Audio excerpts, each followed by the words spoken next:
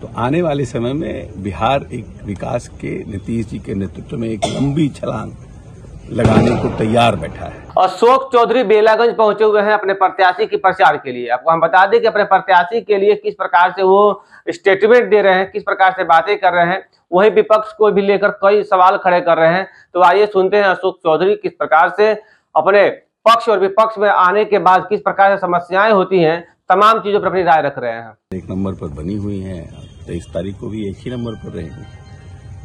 पूरा बेलागंज और में बदलाव का, परिवर्तन की हवा बह, सब लोग परिवर्तन चाहते हैं। 35 साल से उन्होंने किसी को प्रतिनिधित्व दिया था, उनका प्रतिनिधित्व कैसा था ये तो जनता के बीच जाने से पता चलता है कैसा था। हम समझते हैं कि हम माननीय नीतीश कुमार जी के नेतृत्व में जो एनडीए की सरकार है, जिससे भारतीय जनता पार्टी के माननीय प्रधानमंत्री जी ने भी बिहार के प्रति इस लोकसभा चुनाव के बाद जो अपना कंसंट्रेशन बनाया है, ध्यान केंद्रित किया है, और अभी हमको 5,000 करोड़ का सहायता भी दिया, जो हम बार बार कहते थे या तो हमें विशेष राज्य का दर्जा मिले या हमें विशेष सहायता मिले, तो उसके तरफ भारत सरकार ने भी अपना हाथ बढ़ाया है। तो आने वाले समय में बिहार एक विकास के नीतीश जी के नेतृत्व में एक लंबी छलांग लगाने को तैयार बैठा है, और इस लंबी छलांग में बेलागंज की भी अपनी भूमिका होनी चाहिए। क्योंकि जब आप जिस नेता के काम को देखने के बाद उनके एक सीट से तो न जीतना है, सरकार गिरनी है, न बननी है, लेकिन एक सीट से माननीय नेता का और एनडीए का मनोबल बढ़ेगा। क्योंकि पिछले चुनाव में इस मगध में एनडीए को 1 सीट नहीं आई थी, और इस बार 1 साल का मौका है। 35 साल उनको देखें, हमको सिर्फ 1 साल दीजिए। 1 साल में अगर 35 साल के बदले बदलाव नहीं दिखेगा तो अगली बार हम लोग वोट मांगने नहीं आएंगे। यही हम जनता के बीच कह रहे हैं।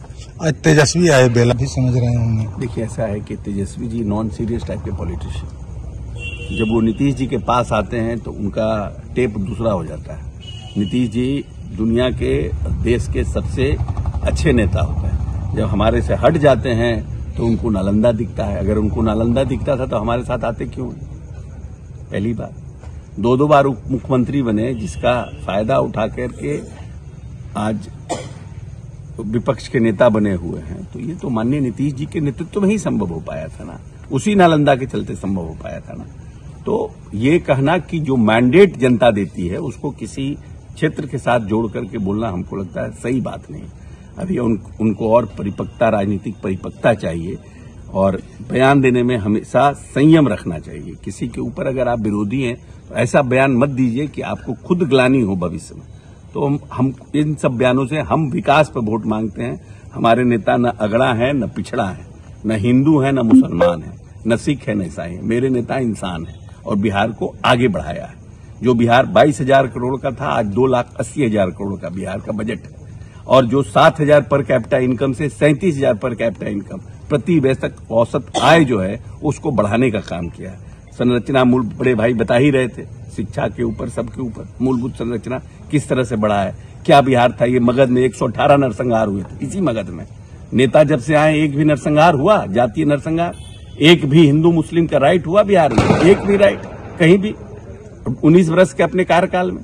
तो ये पूरा नक्सल के इलाके में था, लोग खेती अपनी जमीन नहीं करते थे, और आज क्या खुशहाल मगध है।